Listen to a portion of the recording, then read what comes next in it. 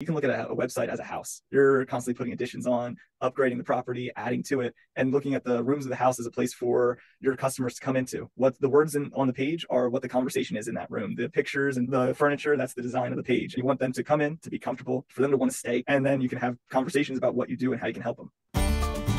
Welcome to the Business Builder Way podcast, where we help business builders grow leadership skills and wisdom and stay grounded through hero stories. So let's get after it. Hey, business builders. I'm really happy to introduce you to Wes Gehman today. Wes is a member of Business Builder Camp, and he is also our web designer and does SEO on our website and has taught me a whole lot about how to get found. And he's demystified a lot of these terms that get thrown around. Sometimes I think marketing and SEO terms get thrown around in a way that's almost like deceptive and implies that business owners don't really know all these things. And there's a sort of a wizard behind the curtain, which Wes is a wizard behind the curtain, like the Wizard of Oz. But Wes really helps me and other people in the group to understand things. He explains things in a way that we can get it. And he draws diagrams at times on his whiteboard so that we can get it. And it's really good to have you here today. Wes, you're the founder of Wes Web, is your company that you're building. And you're also the founder of a nonprofit called Christlink, right? Mm-hmm. And so Wes is up to a lot, plus he's a dad and a very engaged husband. We were talking about gifts and some things that he was working on for Christmas, which we're recording this right before Christmas. So Wes, welcome. And who are you? And why are you here? First of all, thanks for having me. This is awesome, and I'm honored to be on this and part of the Business Builders. Who am I? I am first and foremost a follower of Christ, and I have amazing 2 kids and wife, and they're wonderful, and I'm really thankful for all of them. They're a huge integral part of my life and everything I do. And then on the business side, you kind of said, like, I love internet marketing. I like web design. Design's very fun, but I really love internet marketing because of the strategy and doing the different things to get businesses to grow and really get them to reach who they're trying to help. And I guess that's who I am. It's hard to narrow it down and thinking about that. There's a whole lot more, but that's a good start. And why are you engaged with coaching? Why are you in the Business Builders? You went to our live event last year in May. Why are you here for that? I am here because, like many business owners, I need help.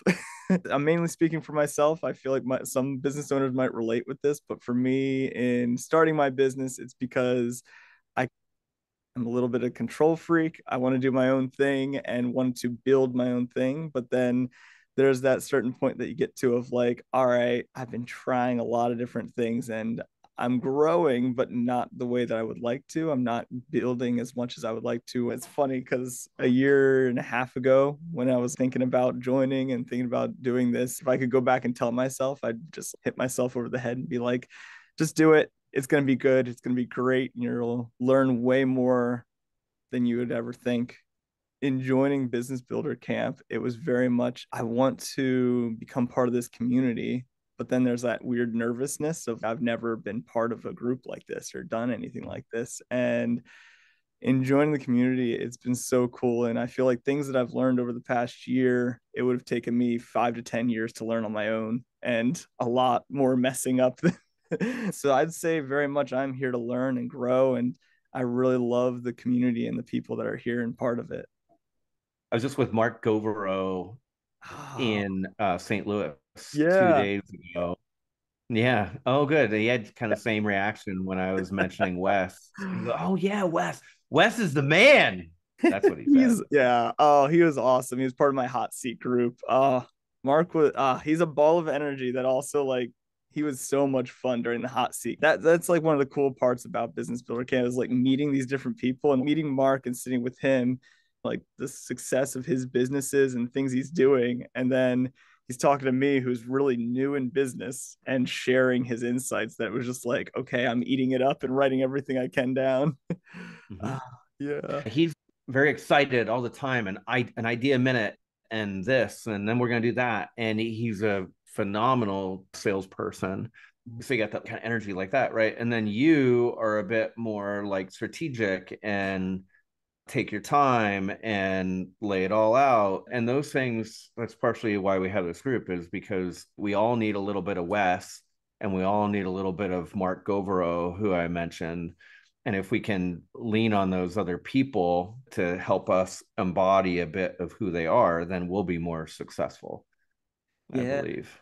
Yeah, definitely. I don't know. I think back to that hot seat because there's Mark, Melissa was part of mine, and so was Right. Beaver. We had a blast in sitting together and really just learning from each other and also relating on a ton of different things. And it's cool. Mark's down in Missouri, Melissa's nearby in PA, and then Beaver was down in Texas. So it's also just like a whole mixture that we were together in. But yeah, yeah. Right. Very different businesses. You sit there and listen, and you have a notebook and you're listening closely as you rotate to try to help that person. And naturally, through our questions and helping another person, we see things inside of ourselves, right? Oh yeah. That was funny. Melissa and I related a lot just on our background on money things and everything. It was cool also. I really loved talking with Melissa on different things because then she was referencing things that you had said. And it was funny because then later on in our coaching one-on-one, you would say them. And I was like, oh, like the firewood analogy of there's always more wood and that you used. And Right. yeah. From Michael Neal, the article, what if we looked at money like we look at firewood? And we just have Mhm. to know how to cut it and be willing to go out and do the work to cut it. And then we can get more. Yes. Yeah. Well, so you mentioned I love internet marketing. Mm-hmm. And you made that different in the way you said it than like there's design and web design. And then Mm-hmm. you said, oh, yeah, I know that's important and we need to do that. Mm-hmm. And it's all nice, but I love internet marketing. So Mm-hmm. can you tell me more about what does that mean to you, internet marketing? Internet marketing. So I love it for a few different reasons. And it's interesting because design is an aspect of internet marketing, and that's a whole section of it. But I'd say internet marketing, it brings in all of the things that you see online for a business and everything from the brand to what's written. And I'd say for me, the reason I love it is very much like a strategy game. As a business owner, marketing is like a bottomless pit. Everyone online is telling you do XYZ, do this, do that. And you're like, I don't have time to do my regular business stuff, let alone all this other junk. And I'd say with marketing, what I love about it is the fun of everyone business is different. Even if they have the same product, they might have a different consumer base or they might have a different strategy or focus. And with them all being different, that means the strategy to help them build is different. And I can go with blanket statements like if you own a restaurant, SEO is all right, but you definitely have to lean into social media. I can go into those like blanket approaches. And I love SEO because it's very foundational. A lot of things that you create on your website can then repurpose into other areas of marketing. But marketing strategy and liking that, it's very much because of that. Oh, that like strategy game approach. I don't know if any of the listeners have ever played like Settlers of Catan or something, but with that, there's more than one route to try and get to win basically. And that's what I like doing with business owners is talking about different weird things that they do and also some of it's really entertaining. Like I worked with Yeah. Peak. So Buddy owns Peak Integrative Medicine and he's part of Builders. And I work with him on SEO and also just weird marketing things. And we started doing things like quizzes recently. But back in November, there was this one thing that we were looking at. Buddy came up with the idea. And I'm like, this is fun because I feel like I would suggest this to business owners. And they're like, oh, no, we can't do that. And Buddy suggested it. And he said about making an article about how Boilo, all the ingredients in Boilo, which is like a local Schuylkill County drink, Yeah. are healthy except for the alcohol. So write an article about like the healthy aspects of Boilo and saying like now Boilo isn't actually healthy because it's an alcohol, but if you make a mock boilo, it's got everything in it is basically like an anti-cold medicine. So it was See, kind of a that's interesting. fun like take on a marketing approach of reaching local people on the medical side. But it was I don't know, that's like a weird piece of content that it's really fun to create then and really reach the Mhm. local community in a way that our local community loves boilo. So yeah. Yeah, and I guess 'tis the season here at Christmas time, right? I had to look up. So this idea of like it's like a Oh, game, nice. right? And so that's Settlers of Catan, right? Yes. Yeah, that's a So you fancy see word. marketing kind of like this. So where are the business owners? I know my kids have played this and my wife, but I haven't. Mhm. So where's the business owner and where's the client and where's the marketing channels? Is that like what you mean? Like you can kind of Yeah. see it? So I'd say the business owners are like the players, and each player gets specific resources, they get at specific locations, and they can acquire resources and use those resources to grow their business and grow their location in a sense. And so that's the way I look at it with Settlers of Catan. And like, not every business starts out the same way. Some businesses start out where it's like, oh, they've got a ton of capital, but they don't have the resources, or they've got a bunch of resources, but don't have the capital. And for different businesses, it's all right, what do we have to work with and how can we get there? And there's different ways to win on like getting the longest road, the getting more locations and everything. And with that in business, I kind of use the analogy of we don't technically have to win the whole game, because that's going back to that wood analogy. There's always more wood, there's always more work that can be done and more people that need your services. So really what we just have to do is effectively grow and do the strategy that's most effective for your business. So going back on SEO for a lot of people, they're like, I don't know how to get to rank in Google and everything. You kind of have to look at Google as a librarian that is trying to give the best information to the person doing the search. If you look at Google like a librarian, you will then be like, all right, I want to make my website, my book, as good as it can be so that Google gives it to the person that I'm trying to sell to. So that like changes your perspective from it being that wizard behind the curtain kind of thing to it being like, all right, Google's a librarian. What should I give Google to give to my clients kind of thing? And that's like the perspective shift, but that's only one small area of marketing and small strategy area.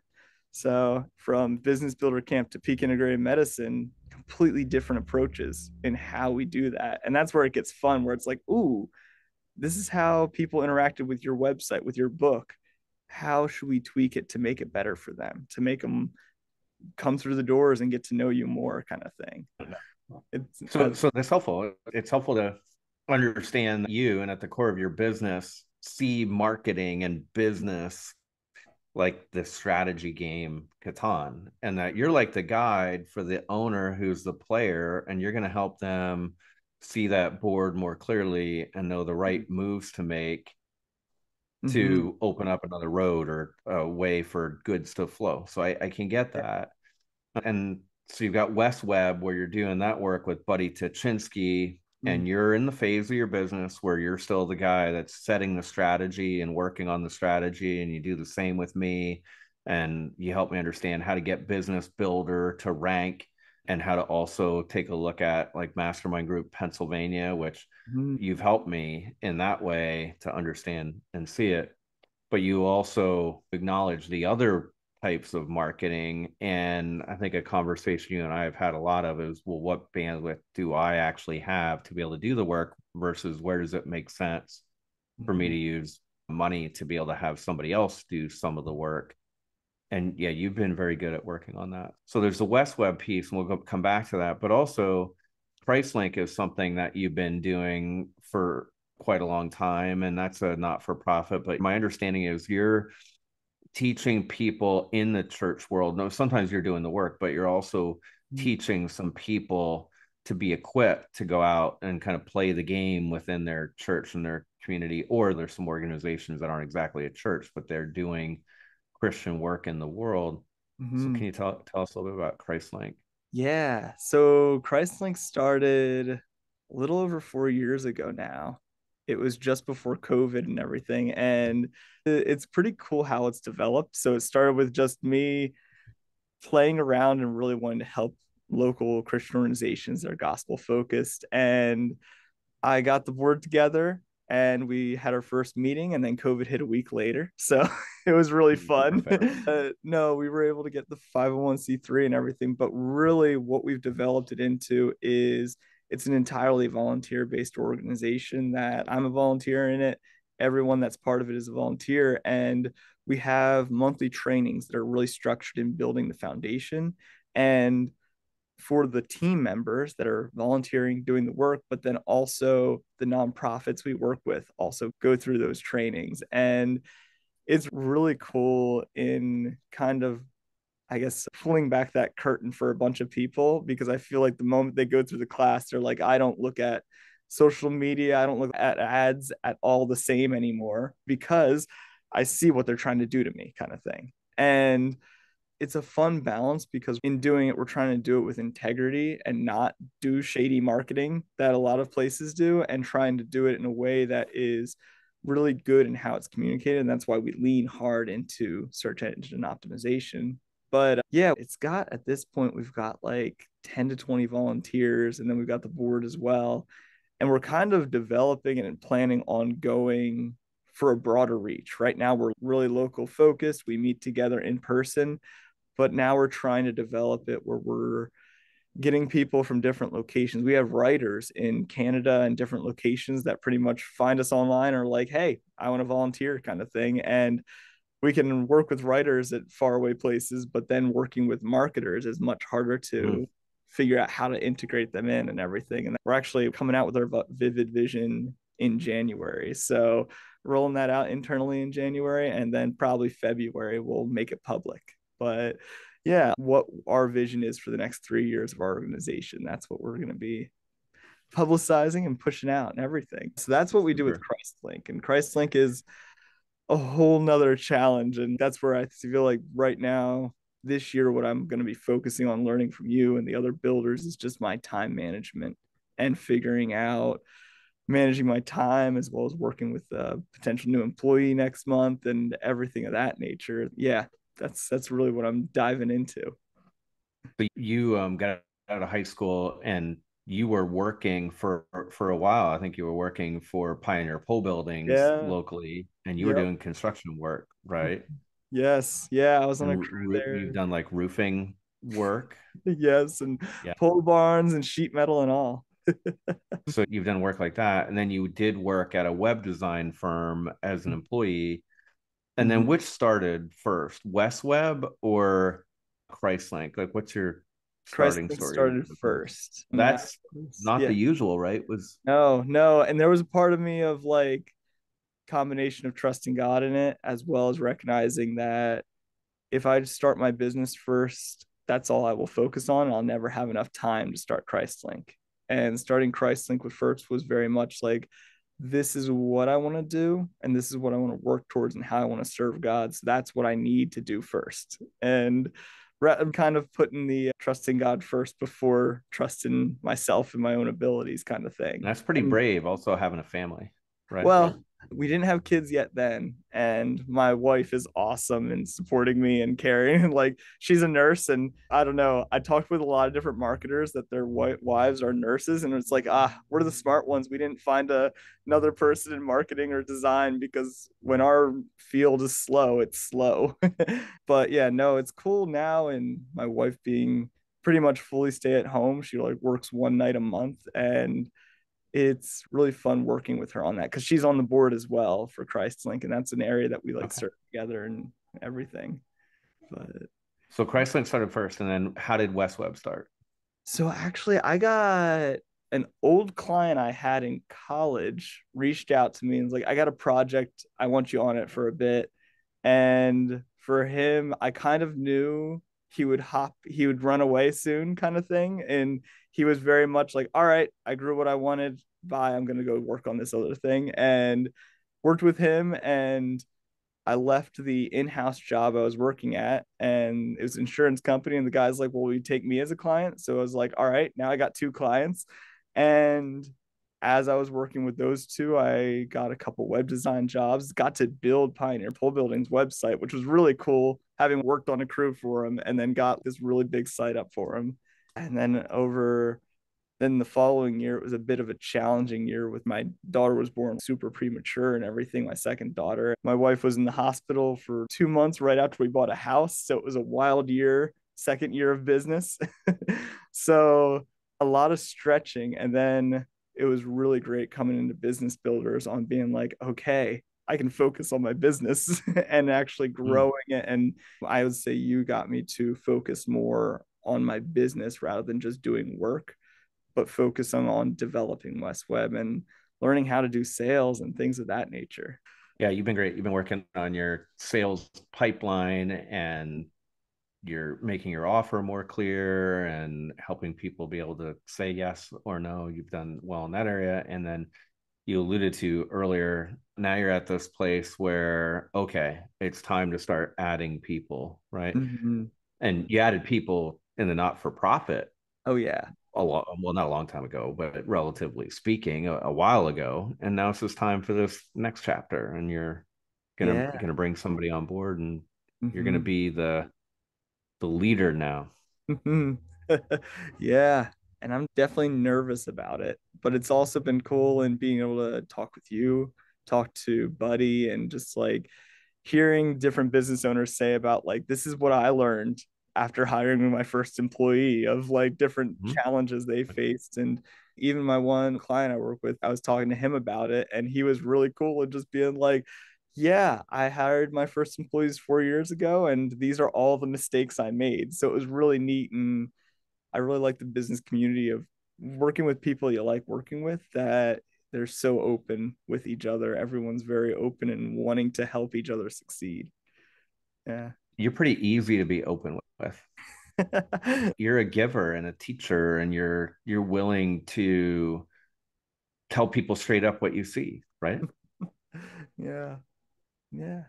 I mean, I'd say that took time. I am a bit of a people pleaser or wanting them to like me kind of thing.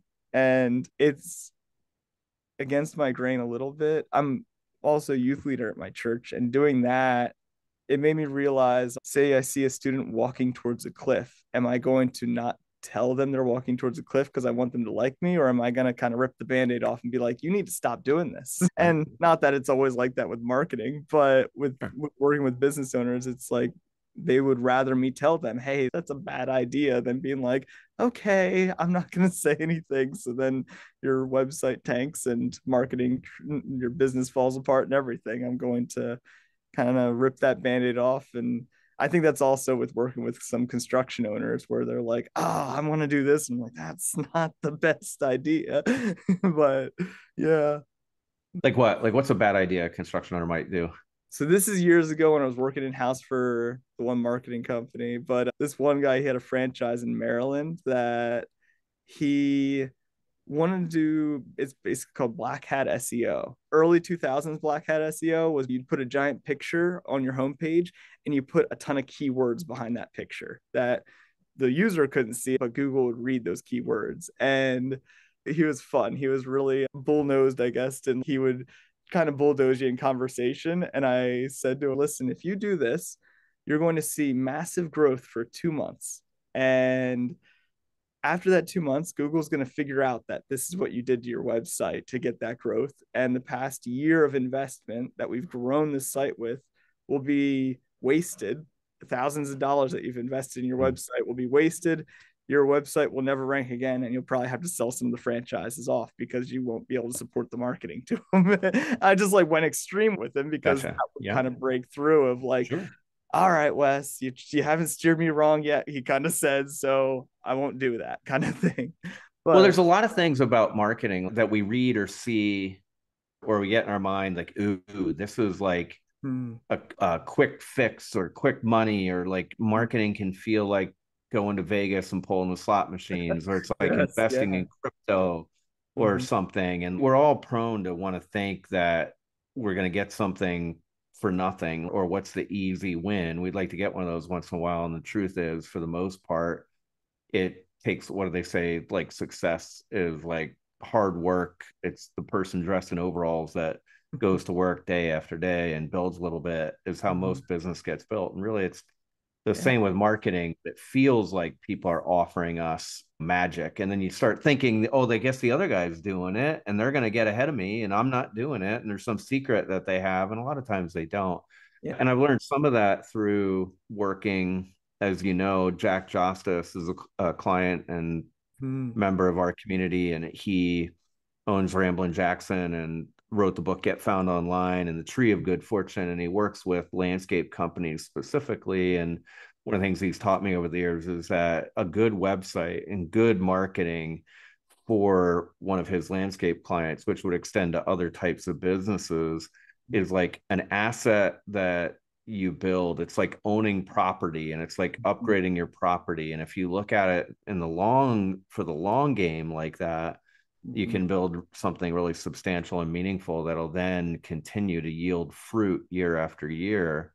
Mhm. And that's what I hear you saying. Yeah, no, and it's cool because his Get Found Online book, I've integrated that into some of my trainings for my team members on like read this book and do something from each chapter as you go through it. Because that's kind of approach, or like, and you can look at a website as a house and you're constantly putting additions on, upgrading the property, adding to it, and looking at the rooms of the house as a place for your customers to come into. What the words in on the page are what the conversation is in that room. The pictures Hmm. and the furniture, that's the design of the page. And you want them to come in to be comfortable, for them to want to stay. And then you can have conversations about what you do and how you can help them. And I like that analogy of a house because then you even can put the domains, the address, and the property that it sits on is the hosting, and works Yeah, on both ends that that's a way. good analogy. Yeah. See, that's you have a way of painting pictures like that then it makes more sense to me. So I really appreciate that about you. We're going to wrap it up here, but what are you excited about? What are you looking forward to in the Mm. year or 3 years ahead Oh man. for your business? All right, two things. A vacation this summer because I haven't had one for a while. And Hmm? the other thing is really looking forward to working with other people in my business. And while I have that nervousness of hiring somebody, I see so much good in just being able to talk through the strategy and ideas and working with another person.